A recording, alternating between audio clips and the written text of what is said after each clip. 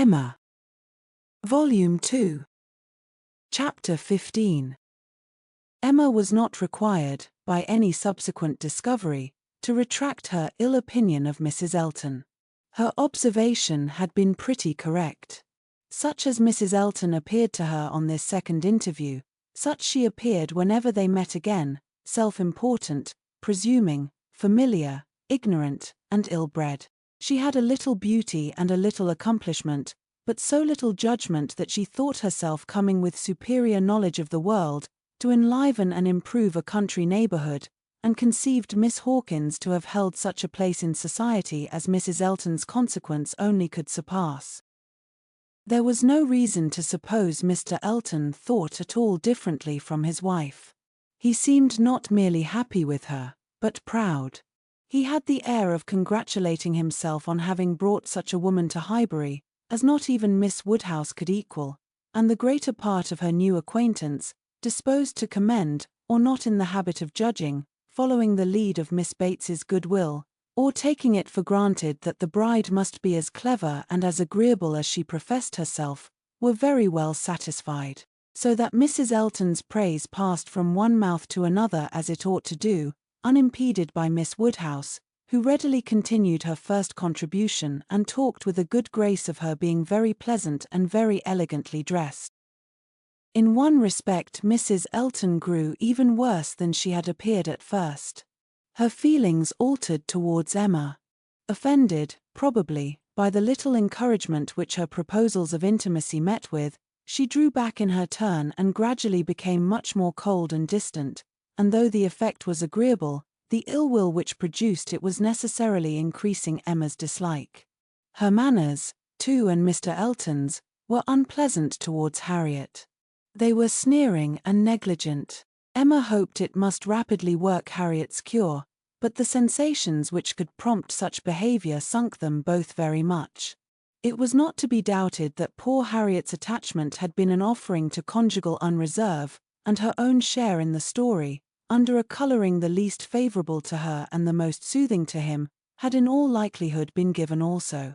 She was, of course, the object of their joint dislike. When they had nothing else to say, it must be always easy to begin abusing Miss Woodhouse, and the enmity which they dared not show in open disrespect to her, found a broader vent in contemptuous treatment of Harriet.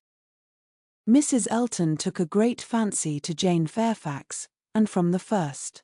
Not merely when a state of warfare with one young lady might be supposed to recommend the other, but from the very first, and she was not satisfied with expressing a natural and reasonable admiration but without solicitation, or plea, or privilege, she must be wanting to assist and befriend her.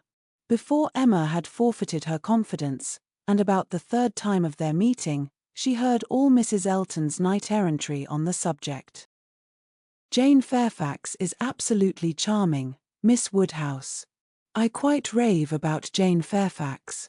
A sweet, interesting creature. So mild and ladylike and with such talent. I assure you I think she has very extraordinary talents. I do not scruple to say that she plays extremely well. I know enough of music to speak decidedly on that point. Oh, she is absolutely charming. You will laugh at my warmth but, upon my word, I talk of nothing but Jane Fairfax. And her situation is so calculated to affect one. Miss Woodhouse, we must exert ourselves and endeavor to do something for her. We must bring her forward. Such talent as hers must not be suffered to remain unknown. I dare say you have heard those charming lines of the poet. Full many a flower is born to blush unseen, and waste its fragrance on the desert air. We must not allow them to be verified in sweet Jane Fairfax. I cannot think there is any danger of it, was Emma's calm answer, and when you are better acquainted with Miss Fairfax's situation and understand what her home has been, with Colonel and Mrs. Campbell, I have no idea that you will suppose her talents can be unknown. Oh, but dear Miss Woodhouse, she is now in such retirement, such obscurity, so thrown away. Whatever advantages she may have enjoyed with the Campbells are so palpably at an end, and I think she feels it. I am sure she does. She is very timid and silent. One can see that she feels the want of encouragement. I like her the better for it. I must confess it is a recommendation to me. I am a great advocate for timidity, and I am sure one does not often meet with it. But in those who are at all inferior, it is extremely prepossessing. Oh, I assure you, Jane Fairfax is a very delightful character, and interests me more than I can express. You appear to feel a great deal, but I am not aware how you or any of Miss Fairfax's acquaintance here, any of those who have known her longer than yourself, can show her any other attention than. My dear Miss Woodhouse, a vast deal may be done by those who dare to act. You and I need not be afraid. If we set the example, many will follow it as far as they can, though all have not our situations. We have carriages to fetch and convey her home, and we live in a style which could not make the addition of Jane Fairfax, at any time, the least inconvenient. I should be extremely displeased if Wright were to send us up such a dinner, as could make me regret having asked more than Jane Fairfax to partake of it. I have no idea of that sort of thing. It is not likely that I should, considering what I have been used to. My greatest danger, perhaps, in housekeeping, may be quite the other way, in doing too much, and being too careless of expense. Maple Grove will probably be my model more than it ought to be, for we do not at all affect to equal my brother, Mr. Suckling, in income. However, my resolution is taken as to noticing Jane Fairfax. I shall certainly have her very often at my house, shall introduce her wherever I can, shall have musical parties to draw out her talents, and shall be constantly on the watch for an eligible situation. My acquaintance is so very extensive, that I have little doubt of hearing of something to suit her shortly. I shall introduce her, of course, very particularly to my brother and sister when they come to us. I am sure they will like her extremely, and when she gets a little acquainted with them, her fears will completely wear off, for there really is nothing in the manners of either but what is highly conciliating. I shall have her very often indeed while they are with me, and I dare say we shall sometimes find a seat for her in the barouche or in some of our exploring parties. Poor Jane Fairfax, thought Emma. You have not deserved this. You may have done wrong with regard to Mr. Dixon, but this is a punishment beyond what you can have merited. The kindness and protection of Mrs. Elton, Jane Fairfax and Jane Fairfax. Heavens! Let me not suppose that she dares go about, Emma Woodhousing me, but upon my honour, there seems no limits to the licentiousness of that woman's tongue. Emma had not to listen to such paradings again, to any so exclusively addressed to herself, so disgustingly decorated with a dear Miss Woodhouse. The change on Mrs. Elton's side soon afterwards appeared, and she was left in peace, neither forced to be the very particular friend of Mrs. Elton, nor, under Mrs. Elton's guidance, the very active patroness of Jane Fairfax, and only sharing with others in a general way, in knowing what was felt, what was meditated, what was done. She looked on with some amusement. Miss Bates's gratitude for Mrs. Elton's attentions to Jane was in the first style of guileless simplicity and warmth. She was quite one of her worthies, the most amiable, affable, delightful woman, just as accomplished and condescending as Mrs. Elton meant to be considered. Emma's only surprise was that Jane Fairfax should accept those attentions and tolerate Mrs. Elton as she seemed to do. She heard of her walking with the Eltons, sitting with the Eltons, spending a day with the Eltons. This was astonishing. She could not have believed it possible that the taste or the pride of Miss Fairfax could endure such society and friendship as the vicarage had to offer. She is a riddle, quite a riddle, said she. To choose to remain here month after month, under privations of every sort, and now to choose the mortification of Mrs. Elton's notice and the penury of her conversation, rather than return to the superior companions who have always loved her with such real, generous affection. Jane had come to Highbury professedly for 3 months, the Campbells were gone to Ireland for 3 months, but now the Campbells had promised their daughter to stay at least till midsummer, and fresh invitations had arrived for her to join them there. According to Miss Bates, it all came from her. Mrs. Dixon had written most pressingly. Would Jane but go, means were to be found, servants sent, friends contrived, no travelling difficulty allowed to exist, but still she had declined it. She must have some motive, more powerful than appears, for refusing this invitation, was Emma's conclusion. She must be under some sort of penance, inflicted either by the Campbells or herself. There is great fear, great caution, great resolution somewhere. She is not to be with the Dixons. The decree is issued by somebody. But why must she consent to be with the Eltons? Here is quite a separate puzzle. Upon her speaking her wonder aloud on that part of the subject, before the few who knew her opinion of Mrs. Elton, Mrs. Weston ventured this apology for Jane. We cannot suppose that she has any great enjoyment at the vicarage, my dear Emma, but it is better than being always at home. Her aunt is a good creature, but, as a constant companion, must be very tiresome. We must consider what Miss Fairfax quits, before we condemn her taste for what she goes to. You are right, Mrs. Weston, said Mr. Knightley warmly. Miss Fairfax is as capable as any of us of forming a just opinion of Mrs. Elton. Could she have chosen with whom to associate, she would not have chosen her. But, with a reproachful smile at Emma, she receives attentions from Mrs. Elton, which nobody else pays her. Emma felt that Mrs. Weston was giving her a momentary glance, and she was herself struck by his warmth. With a faint blush, she presently replied, "Such attentions as Mrs. Elton's, I should have imagined, would rather disgust than gratify Miss Fairfax. Mrs. Elton's invitations I should have imagined anything but inviting." "I should not wonder," said Mrs. Weston, "if Miss Fairfax were to have been drawn on beyond her own inclination, by her aunt's eagerness in accepting Mrs. Elton's civilities for her.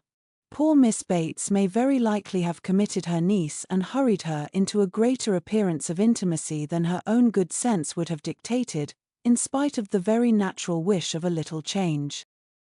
Both felt rather anxious to hear him speak again, and after a few minutes' silence, he said, "Another thing must be taken into consideration too. Mrs. Elton does not talk to Miss Fairfax as she speaks of her. We all know the difference between the pronouns he or she and thou, the plainest spoken amongst us. We all feel the influence of a something beyond common civility in our personal intercourse with each other, as something more early implanted. We cannot give anybody the disagreeable hints that we may have been very full of the hour before. We feel things differently, and besides the operation of this, as a general principle, you may be sure that Miss Fairfax awes Mrs. Elton by her superiority both of mind and manner, and that, face to face, Mrs. Elton treats her with all the respect which she has a claim to. Such a woman as Jane Fairfax probably never fell in Mrs. Elton's way before, and no degree of vanity can prevent her acknowledging her own comparative littleness in action, if not in consciousness." "I know how highly you think of Jane Fairfax," said Emma.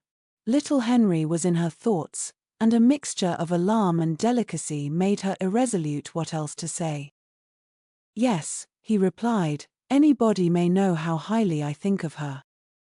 "And yet," said Emma, beginning hastily and with an arch look, but soon stopping. It was better, however, to know the worst at once. She hurried on, "and yet, perhaps, you may hardly be aware yourself how highly it is.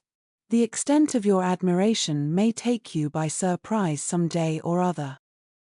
Mr. Knightley was hard at work upon the lower buttons of his thick leather gaiters, and either the exertion of getting them together, or some other cause, brought the colour into his face, as he answered, "Oh, are you there?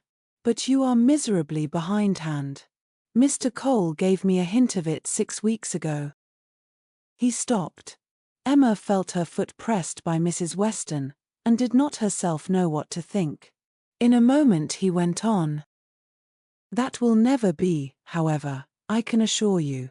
Miss Fairfax, I dare say, would not have me if I were to ask her, and I am very sure I shall never ask her." Emma returned her friend's pressure with interest, and was pleased enough to exclaim, You are not vain, Mr. Knightley. I will say that for you. He seemed hardly to hear her. He was thoughtful and in a manner which showed him not pleased, soon afterwards said, "So you have been settling that I should marry Jane Fairfax?" "No, indeed I have not.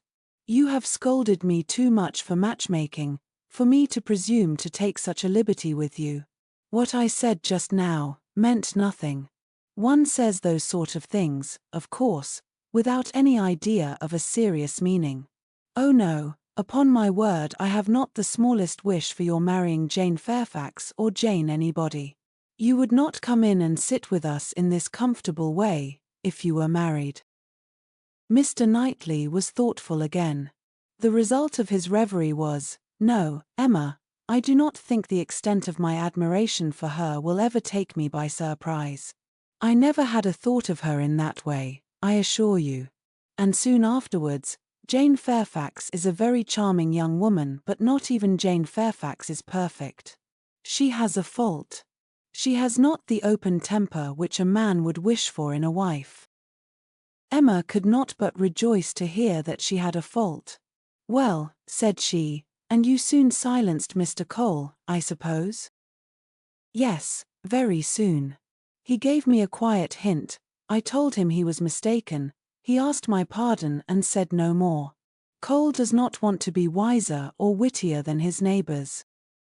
In that respect how unlike dear Mrs. Elton, who wants to be wiser and wittier than all the world. I wonder how she speaks of the Coles, what she calls them. How can she find any appellation for them, deep enough in familiar vulgarity? She calls you, Knightley. What can she do for Mr. Cole? And so I am not to be surprised that Jane Fairfax accepts her civilities and consents to be with her. Mrs. Weston, your argument weighs most with me. I can much more readily enter into the temptation of getting away from Miss Bates than I can believe in the triumph of Miss Fairfax's mind over Mrs. Elton. I have no faith in Mrs. Elton's acknowledging herself the inferior in thought, word, or deed, or in her being under any restraint beyond her own scanty rule of good breeding. I cannot imagine that she will not be continually insulting her visitor with praise, encouragement, and offers of service, that she will not be continually detailing her magnificent intentions, from the procuring her a permanent situation to the including her in those delightful exploring parties which are to take place in the barouche landau.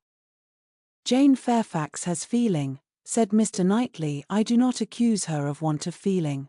Her sensibilities, I suspect, are strong and her temper excellent in its power of forbearance, patience, self-control, but it wants openness.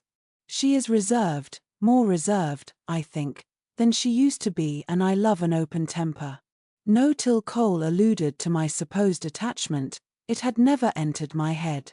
I saw Jane Fairfax and conversed with her, with admiration and pleasure always, but with no thought beyond.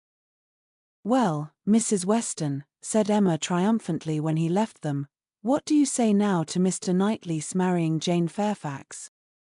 "Why, really, dear Emma, I say that he is so very much occupied by the idea of not being in love with her, that I should not wonder if it were to end in his being so at last. Do not beat me.